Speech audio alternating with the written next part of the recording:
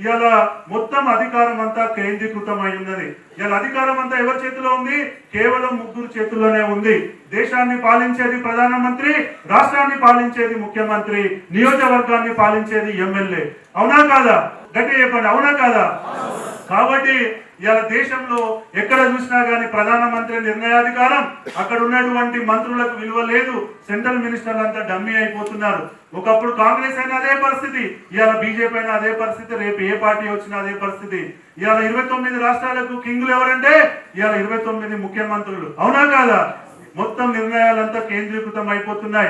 Cabinet మీటింగ్లలో చర్చ లేదు, ఒక అర్థవంతమైన డిస్కషన్ లేదు, దాంట్లో నుంచి ఇన్పుట్ చెప్పుకునేటువంటి అవకాశం లేదు. ఆల్రెడీ ముందే డిసైడ్ అయి వస్తుంది పేపర్ మీద, కేబినెట్ మీటింగ్ దానికి అప్రూవ్ చేస్తుంది. దాని తర్వాత మీడియాకి మేము చాలా పెద్ద చర్చలు చేసి కేబినెట్ మీటింగ్ లో ఈ 10 అంశాలను ఆమోదించామని చెప్పి ప్రజల్లో చెప్తున్నారు. మనం చూడలేదా? మనం ఎన్నిసార్లు చూడలేదు. అక్కడ కేబినెట్ మీటింగ్ అవుతుంటది, మన మంత్రి మనతోటే ఉన్న సందర్భాలు, మన ఆఫీస్ లో ఉన్న సందర్భాలను కూడా మనం చూసామా లేదా? సో కాబట్టి ఇవాళ నియోజకవర్గానికి వస్తే ఇవాళ సామంత రాజులు ఎవరయ్యా అంటే నియోజకవర్గ ఎమ్మెల్యేలు.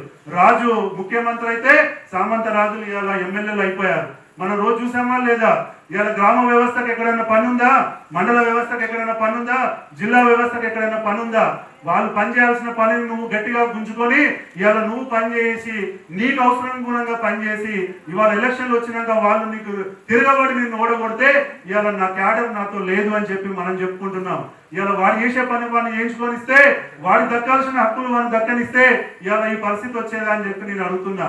కాబట్టి ఇవాళ మీరు గ్రామ స్థాయిలోకి వెళ్తే ఇవాళ గ్రామంలో ఒక రోడ్ వేయాలన్నా, ఒక నల్ల పెట్టాలన్నా అప్లికేషన్ ఎక్కడికి రావాలి? ఎమ్మెల్యే దగ్గర రావాలి. మరి ఎందుకండి ఈ గ్రామ వ్యవస్థ? మనం కలలు కన్నా గ్రామ స్వరాజ్యాన్ని వదిలేసి ఇవాళ ఒక పోలీస్ స్టేషన్ లో చిన్న పని ఉంటే ఎమ్మెల్యే దానికి రియాక్ట్ కావాలి. మరి 2 లక్షల జనాభా ఉన్నటువంటి దాంట్లో 10-15 వేల మంది లీడర్లు ఉన్నటువంటి కాన్స్టిట్యున్సీలో మరి ప్రతిదానికి ఎమ్మెల్యే టైం ఇవ్వగలుగుతాడా అంటే ఇవ్వలేని పరిస్థితి. దానివల్ల ఇవాళ పవర్ అంతా ఏకీకృతం కావడం వల్ల మనం అనుకున్న రాజ్యాంగబద్ధమైనటువంటి వ్యవస్థలో మనం పని చేయకపోవడం వల్ల ఇవాళ ఈ అసహనం వస్తుందన్నది మనం గ్రహించాలి.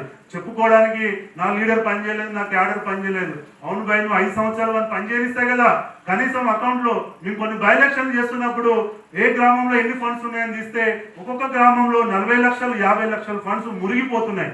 మేము ఆ సర్పంచులతో కూర్చొని మాట్లాడాం, ఎందుకన్నా మీ గ్రామాలలో ఎన్ని ఫండ్స్ మురిగిపోతున్నాయంటే సార్ మా ఎమ్మెల్యేకి టైం లేదు, మా ఎమ్మెల్యేతో మేము మాట్లాడింది మేము పని పెట్టలేము, మా ఎమ్మెల్యే అప్రూవ్ అయ్యింది మేము రోడ్డు పెట్టలేము, మా ఎమ్మెల్యే చెప్పండి ఇటున్న పుల్ల అటు పెడితే రేపు పొద్దుగాల గొడవ అవుతుంది, మమ్మల్ని పట్టించుకోరు, మమ్మల్ని ఇబ్బంది పెడతారనే పరిస్థితి ఉంది.